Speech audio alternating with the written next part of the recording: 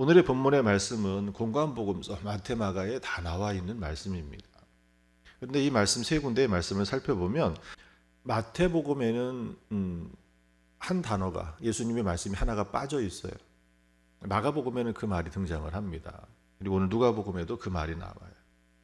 그 말이 무슨 얘기냐면 두 번째 문단을 보겠습니다. 오늘 본문에서 예수님은 제자들과 함께 배에 오르십니다. 예수님은 말씀하십니다. 호수 저편으로 건너가자. 이 호수 저편으로 건너가자. 마태복음에는 이 말이 없어요. 근데 마가복음에는 이 말씀이 담겨져 있거든요. 그리고 오늘 누가도 이 말씀을 같이 하고 있습니다. 호수 저편으로 건너가자. 제자들이 탔던 이 배가 이 무엇에 의지해서 떠났다라는 거예요? 예수님의 말씀에 의해서 그 배를 타고 그 바다를 건너고 있었다라는 이야기예요. 말씀 24절 말씀 밑에 있는 문단을 좀 보겠습니다. 마태와 마가도 같은 사건이 기록되어 있지만 누가는 이 장면을 조금 다르게 묘사합니다. 누가는 예수님의 말씀과 그 성취를 강조합니다. 예수님이 먼저 건너가자 하셨다는 사실이 중요합니다. 주님의 말씀이 있었기에 그 배는 결국 건너갈 것입니다. 그러나 제자들은 상황에 압도되어 그 말씀을 붙들지 못합니다라는 거예요. 자, 예수님이 말씀하셔서 그 바다를 건너갔으면 그 바다에 건너가는 과정 가운데 어떤 일이 일어나든지 간에 결국에는 어떻게 된다라는 거예요? 건너가게 된다라는 거예요. 자, 그런데 무슨 일이 생겼다라는 거예요? 거기에 오늘 제자들이 말하는 것처럼 23절 중반절부터 보면 마침 광풍이 호수로 내리침에 배에 물이 가득하게 되어 위태한지라라고 기록하고 있다라는 거죠. 그 배가 예수님의 말씀에 시작이 했지만 그러나 그 목적지에 닿기 전에 광풍이 불어 그 배에 위태한 일이 일어나게 되었다라는 거죠. 자, 그렇지만 예수님이 누구인지 오늘 앞에서 고백했던 것처럼 예수님이 주, 창조주, 오늘 우리의 만왕의 왕이 되신 주님, 내 삶의 주인 되신 주님이라고 한다면 그럼 어떨까요? 그 믿음에 의지해서 그 광풍이 불어도 건너갈 것을 믿는 믿음이 그들에게 있어야 되겠죠. 그러나 오늘 본문에서는 그렇지 못한 제자들의 모습을 그려주고 있다는 거예요. 예수님께서는 25절에 바로 그들을 향해서 묻습니다. 아니, 오늘 우리들을 향하여서도 묻고 계시는 거예요. 너희 믿음이 어디 있느냐? 너희 믿음이 어디 있느냐? 바로 밑에 있는 문단 읽어봅니다. 이 질문은 단순히 믿음의 양을 묻는 질문이 아닙니다. 누가복음에서의 믿음은 예수님의 말씀을 신뢰하는 태도입니다. 이미 건너가자는 약속을 들었음에도 불구하고 제자들은 눈앞의 파도에 더 크게 반응했습니다. 믿음이 어디 있었습니까? 상황 속에 묻혀 있었고 두려움에 가려져 있었습니다. 누가복음은 자주 믿음을 강조합니다. 백부장의 믿음, 혈루증 여인의 믿음, 삭개오의 회개. 누가는 믿음을 단순한 감정이 아니라 예수님을 향한 신뢰로 그립니다. 그러나 제자들의 모습은 우리와 닮아 있습니다. 우리는 예수님을 안다고 고백합니다. 예수 그리스도를 주라 시인하리라고 말합니다. 그러나 파도가 일면 바로 오늘 우리의 믿음이 어디 있느냐라는 거예요. 이 말씀은 어떻게 보면 오늘 우리의 삶 가운데 보면 뒷장에 있습니다. 믿음이 없는 것이 아니라 믿음이 어떻게 된 거예요? 자리를 잃어버렸다는 거예요. 무엇 때문에 그렇죠? 주님의 약속의 말씀을 끝까지 붙들고 이 위험한 광풍의 자리를 지나간 것이 아니라 그 순간 어떻게 된 거예요? 현실의 위기 앞에 무엇이 더 크게 보여졌던 거예요? 믿음이 뒤로 밀려나더라는 겁니다. 오늘 이 사건을 통하여서 오늘 우리의 삶 가운데 한번 좀 비추어 보십시오. 오늘 우리의 삶도 늘 평안한 것을 구하지만 사실은 늘 평안한 삶을 살아갈 수 없는 것이 우리 인생이라고 하는 것을 너무나 잘 알죠. 자, 그럼 그때마다 우리는 어떻습니까? 이 위기 가운데. 아니, 우리가 베드로가 그 무리를 건너갈 때도 같은 일이었죠. 주님만 바라보고 걸어갔다면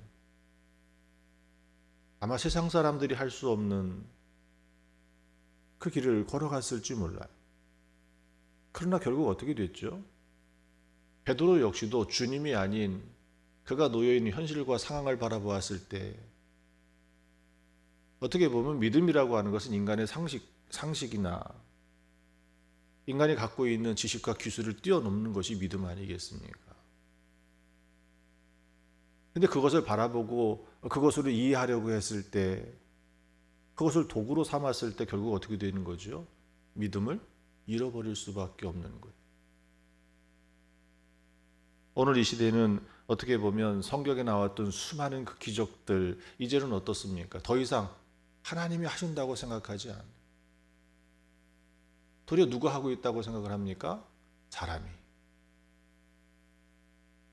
그것을 대신하고 있다고 생각을 합니다. 그러니 더 이상 무엇이 필요 없는 거예요? 믿음이 필요 없는 시대를 살아가고 있는 거예요. 그러나 오늘 이런 속에서도 주님께서는 우리에게 묻습니다. 너희의 믿음이 어디 있느냐? 아무리 의술이 발달을 해도 결국 어떤 것입니까? 결국은 치유와 회복이 일어나는 자리는 하나님의 시간이에요. 그 하나님의 시간을 견딜 수 있는 것은 어디에 있습니까? 믿음이더라는 거예요. 우리는 약을 먹으면서도 그렇게 이야기합니다. 왜 빨리 낫지 않지? 그것조차도 어떤 거예요? 인간의 기술이, 지식이 훨씬 그것을 고통을 감해주고 그 치료의 시간을 단축시켜 줄 수 있는지는 모르겠으나 그러나 근본은 무엇인 거예요? 하나님이 치료하지 않으시면 그 시간 속에 하나님이 역사하지 않으시면 안 되는 일이거든요. 그러나 오늘 우리의 믿음은 누구의 시간을 살아가야 됩니까? 하나님의 시간을 살아가야 되는 거예요. 하나님의 시간을 살아가는 것은 어떻습니까? 그것이 우리의 삶이에요. 내 삶이에요. 어제도 예배에 대한 말씀을 드렸죠. 예배가 결국 어떤 것입니까? 우리가 예배를 1시간 드리는 것으로 우리가 예배를 한 날 드리는 것으로 그것으로 끝나는 것이 아니라 그 예배는 무엇이라고 그랬습니까? 다시 하나님 앞에 내 삶을 정렬해 놓는 거예요. 내가 하는 것이 아니라 하나님께서 우리를 포기하지 아니하시고 끝까지 구약의 선지자를 통해서 말씀하신 것이 무엇입니까? 나는 너희 하나님이 되기를 원한다. 그러니 너희는 나에게 돌아오라는 거예요. 우리를 포기하지 아니하시고 끊임없이 우리를 부르셨던 그 말씀에 순종하여서 우리가 하나님 앞에 나와 예배하는 거예요. 그리고 그 예배 가운데 하나님을 만나게 되어지고 그 예배 가운데 하나님을 만나질 때 우리의 삶이 다시 하나님 앞으로 재정렬되어지는 거예요. 다시 세워지는 거예요. 방향성이, 그리고 내가 어디에 속해 있는지, 내가 누구와 함께 살아가는지, 그것이 거기서부터 시작이 되어가지고 우리의 날들이, 새로운 날들이 열려지는 겁니다. 그리고 나서 세상 속에서 그렇게 삶으로 예배드리는 삶을, 그 시간들을 살아내는 거예요. 우리의 시간은 내 삶의 시간이 아니라 하나님의 시간 속에 살아가는 것이, 그것이 믿음입니다. 그것은 늘 주님을 바라고 주님을 향하는, 주님의 말씀으로 시작된 그것이 오늘의 우리의 삶 가운데 어떠한 일이, 어떠한 폭풍이 일어난다 할지라도 주님께서는 반드시 그것을 이루어내실 거라고 하는 주님을 신뢰하는 그 믿음을 가지고 오늘 우리의 삶을 살아내는 것이, 그것이 믿음의 자리라고 하는 거예요. 오늘 우리는 어떤 삶을 살고 있습니까? 어떻게 보면 믿음이 없는 것이 아니었더라는 거죠. 믿음이 없는 것이 아니라 그 믿음보다 무엇을 더 보기 때문에 그래요. 그러나 오늘 주님이 건너가자 하신 그 말씀을 다시 붙드십시오. 하나님께서는 그 말씀을 어떻게 하셨습니까? 반드시 이루셨습니다. 그러니 오늘 우리가 그 하나님의 말씀이 무엇인가를 더 분명하고 더 또렷하고 그것을 붙들기 위해서 우리가 기도의 자리에 서야 되겠지만, 그러나 또 한편으로 기도의 자리에 서는 것은 그 말씀을 신뢰하고 붙들고 오늘의 이 광풍의 자리를, 위태한 그 자리를 건너갈 수 있는 믿음 또한 그렇게 그 말씀을 붙들고 신뢰하며 그 자리를 견디어내는 것이라는 거예요. 그 믿음 속에 주님께서는 우리의 상황과 환경 속에 어떤 그 광풍을 잠잠케 하실 것이고, 그리고 그것을 건너 가야 될 그곳에 이르게 하실 줄 믿습니다. 오늘 이 새벽에 우리가 함께 기도하는 것이 바로 그런 믿음의 자리가 되었으면 좋겠습니다. 다시 한번 우리 스스로에게 물어보십시오. 나의 믿음이 어디에 있는가? 여전히 상황과 환경 속에, 문제 속에 갇혀버려서 주님의 말씀을 잃어버리고 두려움 속에 떨고 있는가? 아니, 그럼에도 그 속에서도 어떻습니까? 어제도 그 예배를 말씀을 드리면서 그런 말씀을 드렸죠. 오늘 우리 예배는 하나님은 내 상황을 변화시키는 것이 아니라 나를 변화시키신다고. 내가 변화되었을 때 그 상황은 변하지 않았으나 그러나 그 상황을 바라보는 눈이, 그것을 대하는 태도가, 솔로 역전의 그 주인공이 그 길을 걸어갈 때 맹수를 만났을 때 어떻습니까? 두려움과 공포 속에 더 이상 갈 수 없는, 멈춰설 수밖에 없는 그 길 가운데, 그러나 그가 믿음의 눈으로 보았을 때 어떻습니까? 목에 쇠사슬이 매어가지고 자기에게 다가올 수 없는, 자기가 걸어가는 그 길에 막을 수 없다는 걸 알았을 때 어떻습니까? 그 길을 지나갈 수 있었지 않습니까? 여전히 그 포효하는 맹수 앞에서 그 소리와 그 모습에 두려워서 멈춰 서고 돌아서 버렸다면 그는 그 길을 끝까지 걸어갈 수 없었을 거예요. 그러나 그에게 믿음의 눈이 그 상황을 다시 직시하게 했을 때 어떻습니까? 아무리 사나운 맹수가 그 앞에 서 있고 무서운 소리로 포효하고 있다 할지라도 그의 발톱이, 그의 이빨이 자기를 해칠 수 없다라고 하는, 그 길을 걸어가는데 막을 수 없다라는 걸 알았을 때는 그럼에도 담대히 그 길을 걸어갈 수 있었던 그것이 무엇인 거예요? 맹수가 사라져버린 것이 아니에요.